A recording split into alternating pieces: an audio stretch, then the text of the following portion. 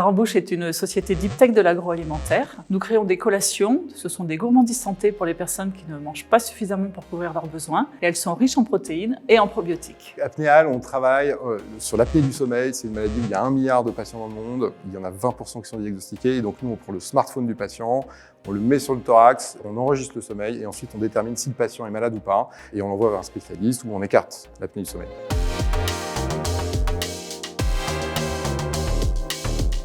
La BPI nous a aidé à recruter notre advisory board grâce à l'événement Tango. Une quinzaine de startups présentaient leurs projets.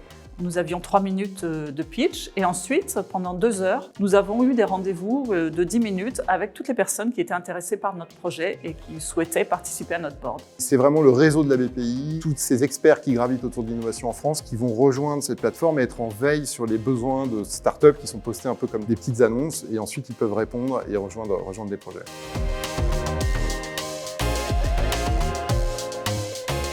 Aujourd'hui, le board est composé de 3 personnes qui ont toutes les 3 des profils de business et entrepreneurs. On a cherché des experts avec qui on avait des affinités. Il y avait des gens dans l'innovation, il y avait évidemment des médecins en ce qui nous concerne, il y avait des industriels, il y avait des financiers. Ces personnes aujourd'hui, elles nous consacrent quelques heures à chaque réunion du board. À côté, elles ont des activités de conseil.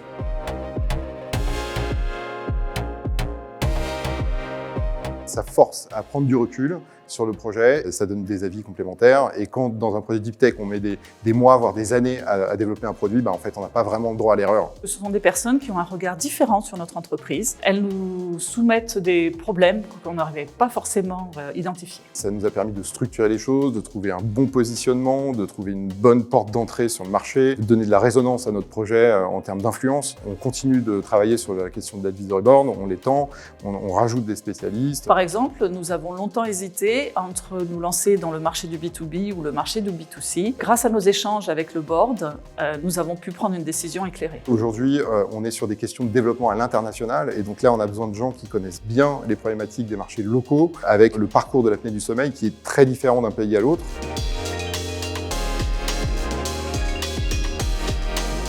Je lui conseillerais de faire la liste de ses compétences et surtout de ses manques pour définir les profils des personnes qui pourraient l'accompagner. En fonction de ces profils, je lui dirais aussi de faire très attention à l'humain, de choisir des personnes qui croient en son projet et des personnes en qui il peut avoir confiance. Et en parler au plus tôt et donner le plus de détails possible aux gens, ça permet de leur donner envie de rejoindre le projet. Et c'est comme ça, en tout cas dans notre cas, qu'on a réussi à s'entourer de personnes qui sont brillantes et qui sont experts et qui font qu'aujourd'hui notre projet est sur une voie très favorable.